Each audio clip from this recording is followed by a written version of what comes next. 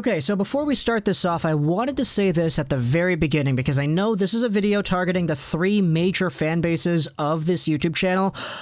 I've been seeing a trend lately in my comment section where people just go down there and they comment something like, oh, here's a comment for the algorithm. Just a comment. Algorithm comment. You know what, guys? Keep it up. I love that. If you didn't know, YouTube kind of algorithmically sorts videos. It does so by amount of watch time, amount of views, how many comments a video gets, all that stuff. Click-through rates are very big as well, so if you see a video pop up on your timeline and you don't click on it, that negatively affects that video. It's weird, it's a very complicated process, but commenting does indeed support that algorithm. So for those of you who have been commenting for the algorithm, I appreciate you. But now that we're here on the topic of what I'm going to be calling the plan, let's just go over a few updates and everything, because we made this video last year just before the season started, going over how exactly I wanted to approach the year. And I think there definitely need to be some changes because we have some more teams that I want to cover.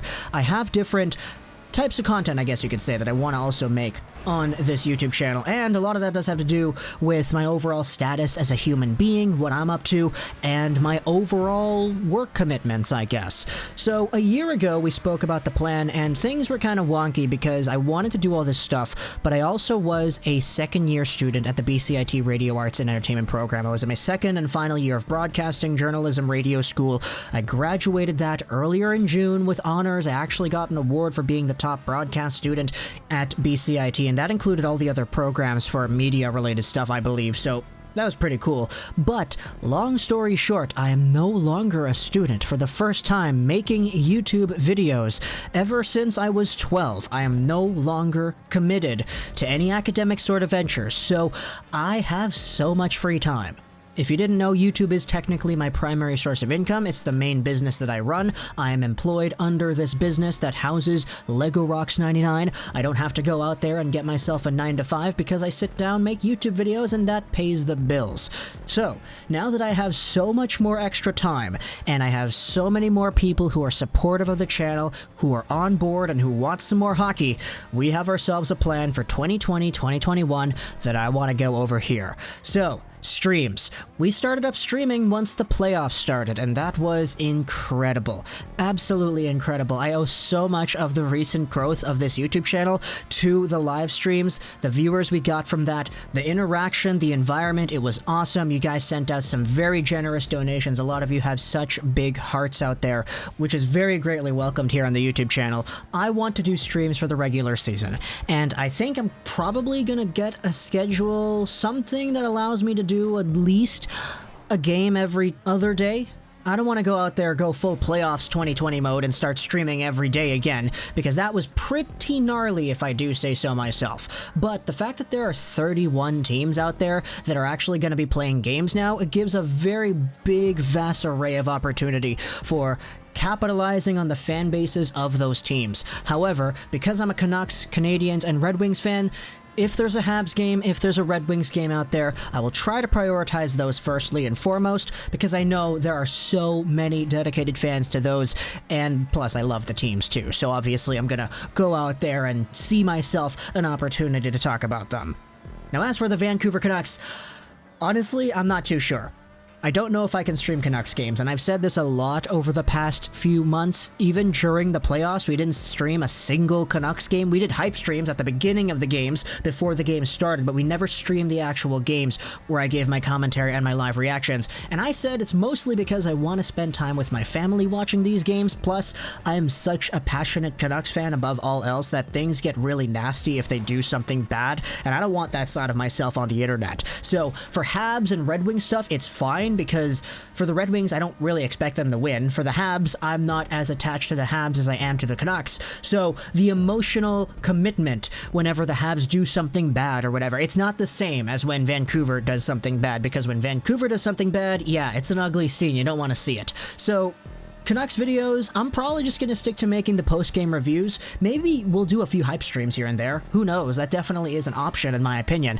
But post-game videos for the Canucks, we're definitely going to go with those. We cover the games after they happen, but I will say that Vancouver stuff, I think it's mostly going to be just talking about the games. For Habs and Red Wings stuff, I think we could do recap videos, I guess, but like, if I'm going to be streaming Habs or Red Wings games, I would rather just take up the highlights of the stream and compile it into a compilation video and have that as our post-game video, I guess. It usually only really works if the teams actually win, because if they win, there's a lot of excitement and people are so happy to see it. And plus, if I'm streaming Habs games, I'm probably just going to have the highlights recording in the background anyway, so might as well just save myself some time rather than do the protocol which we had this past season where I would make a singular individual commentary after a Habs game or whatever. It's a lot more easy for me. It gives those who missed the stream an opportunity to actually check out with what happened and get involved with the overall community as well. Although I will say, reaction videos and all that stuff, regular just post-game videos in general, they do a lot better when the teams win. And that's something I've noticed after covering the Vancouver Canucks over the past few years, that Canucks post-game videos where the Canucks absolutely destroy the competition, oh yeah, easy, 4K views in a day. But if they lose by like 1, or if they lose by like 5 or whatever, if they just lose in general, yeah, that video's barely getting over 1,500. And it makes sense, you know, people are excited about their team when they win, and when they're excited, they want to watch more, they want to consume more, they want to be involved more. If the team loses, they feel dejected, and it's like, okay, why do I want to watch this video about legorocks talking about a game that just made me upset? And yeah, you know, that sentiment definitely does exist, so I don't want to expect a post-game video for every single Habs and Red Wings game.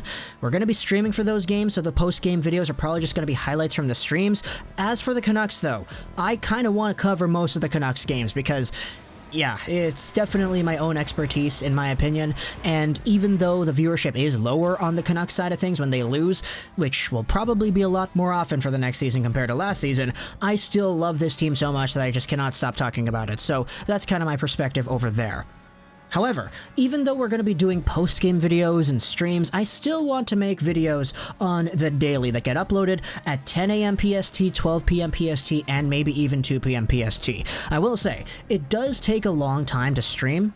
Like, normally our streams for the games take about 2.5 to 4 hours, depending on if the game goes to overtime or not, and you know, it definitely does take up a big piece of my time, especially if I want to stream, I don't know, once every 2 days or whatever. I don't want to stream every day because that's going to be a lot, but once every 2 days will give us a stream, and maybe we can kind of cut down the videos that I have to make for the next day if that should be the case, because it does take a while making these videos, guys. Even though I spend about 15 to 20 minutes recording a 10-minute commentary, it's still all the work around that, putting it together, putting the gameplay, recording gameplay. Every time I'm playing NHL 21, I'm always recording gameplay. I don't play this game recreationally where I don't record. I always record everything just so I can use it as footage in the background of my videos, and that technically is a time commitment as well, not to mention the thumbnails and the uploading and putting it on Twitter and everything. There's a lot of work that goes on behind the scenes with a YouTube channel, so who knows if we're going to be able to keep up with 3 videos a day, especially with the streaming on top of that, with the watching the actual hockey games and making post-game videos.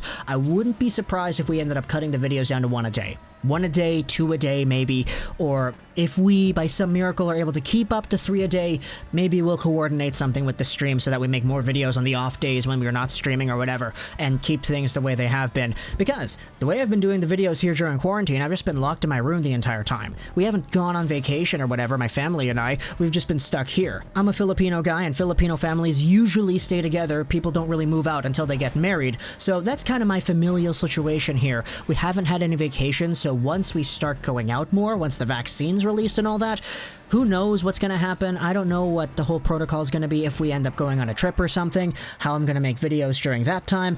Certainly it is something that I do think about because I have been uploading 2-3 videos every single day, spanning back since like March pretty much. So it's been a while, guys, and even though it has been a lot, I still do want to keep going strong. So once the 2020-2021 season starts, that's what you can expect. That is the plan. We will still make videos about prospects and all that stuff, general news. If there's a very big story for a team that I cover, I want to talk about that as well as all the other NHL news that goes around, because hey, the 3 teams that I talked about here, Vancouver, Detroit, Montreal, those aren't the only NHL teams in the world. So trade rumors, all that stuff, actual trade signings, we're gonna go forward with that.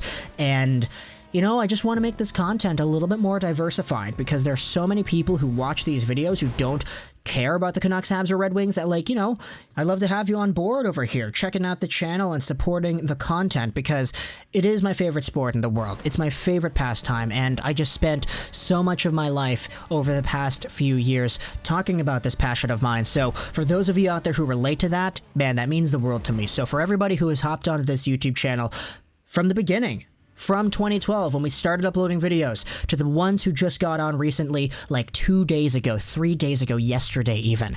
Thank you so much for being a part of this channel and giving me a platform to say what I want to say. You're the reason why this is my full-time job. You're the reason why I don't have to go work at McDonald's like I used to before. You're the reason why I don't have to go job hunting in this pandemic environment where people are trying to get jobs and it's really difficult. I'm happy, I'm lucky, I'm blessed having my own hustle here on the internet, working in my own bedroom, and entertaining thousands of people every single day. So, yeah, I don't take it for granted, man. I really don't. Talk to me in the comments what you think about this stuff, the plan, any ideas, anything you want to see. I'm open to all suggestions because I have so much time now for the foreseeable future since I'm no longer in school. And yeah, you know, just let me have it. Let me have it in the comments below what you thought about all this stuff. I hope you enjoyed this video. So that's legorocks99. And bye.